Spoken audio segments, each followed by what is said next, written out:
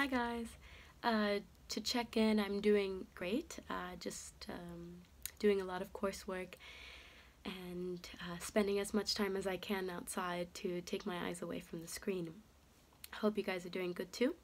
My assigned composer is Carlos Chavez, and I was very excited to get him because I had never heard of him, and I got to listen to a lot of his music, and I fell in love. So a little bit about Chavez is he was born in Mexico City and died in Mexico City, but he did travel to through Latin America and Europe and later the U.S., New York especially, hint hint. He started by taking piano lessons with his older brother, which it turned into more formal lessons, and he studied composition unconventionally, more with a private tutor to study harmony, but besides that, he tried to analyze the works of the great, and that's where he studied composition from until he later rejected those ties to Europe.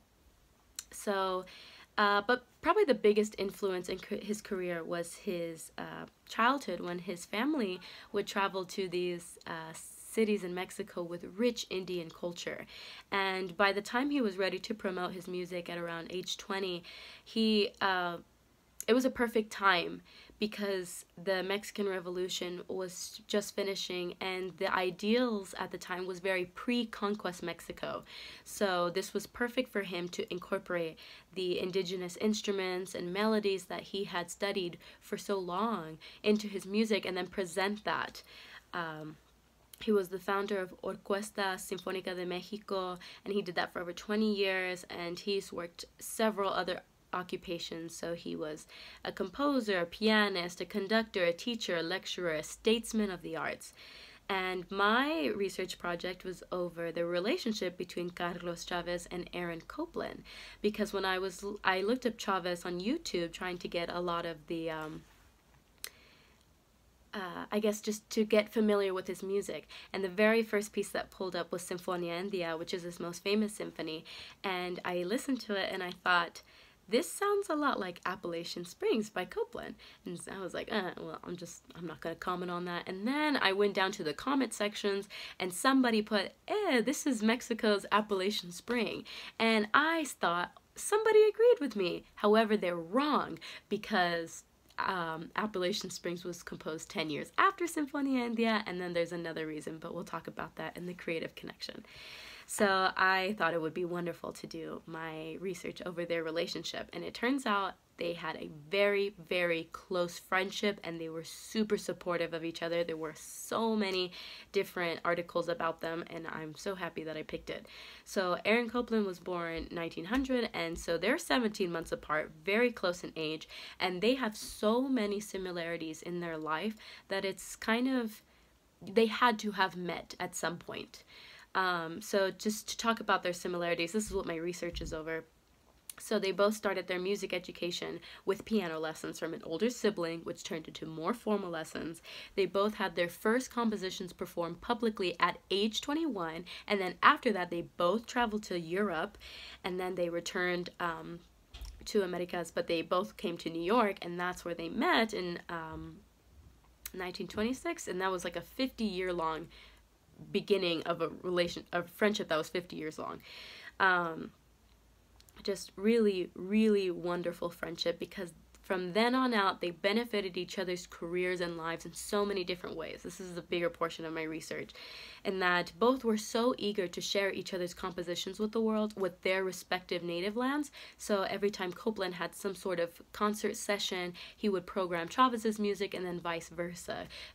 Chavez really enjoyed sharing Copland's music with Mexico, because at the time it was hard to find audiences that were grasping this modern aesthetic ideals, and this was just a perfect way to integrate that into their culture.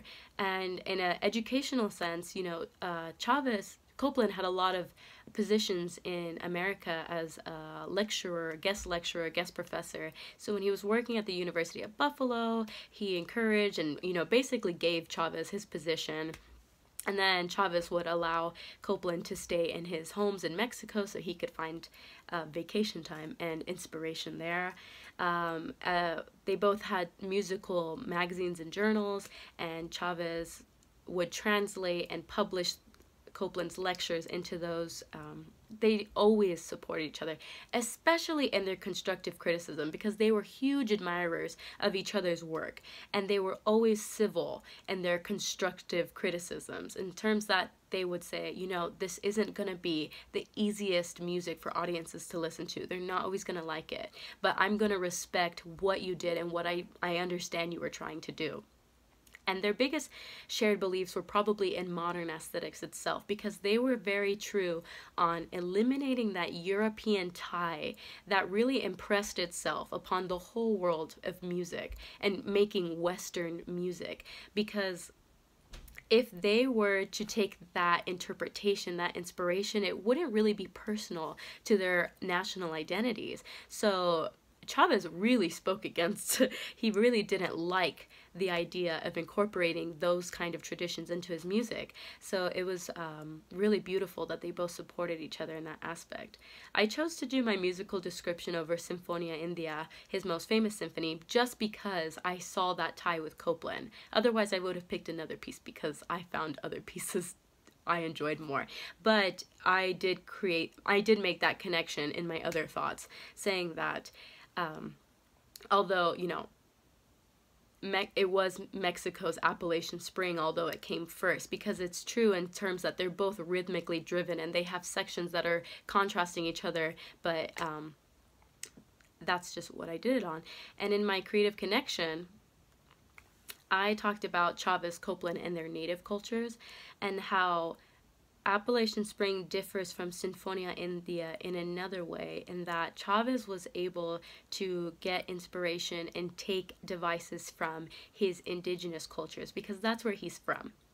But Copland was unable to do something similar. At the time, people in America, composers in America, were pretty enthusiastic about taking from their indigenous cultures, but Copland said no. And I'm saying in my creative connection that that's because if he were to borrow from those indigenous cultures, it would be the same as if he was borrowing from the European ideals, which is something that he argued against, because it wouldn't be personal to him. His culture, his family is from Eastern Europe, so if he were to find inspiration from those indigenous instruments, melodies, then he would be defying what he defined as modern aesthetics. It would not be personal to his national identity. And I respect that he disagreed with those composers and that he said, I'm not going to do that. So that is my creative connection, and I hope you guys enjoyed it. Sorry the video is so long, and I hope you have a wonderful day.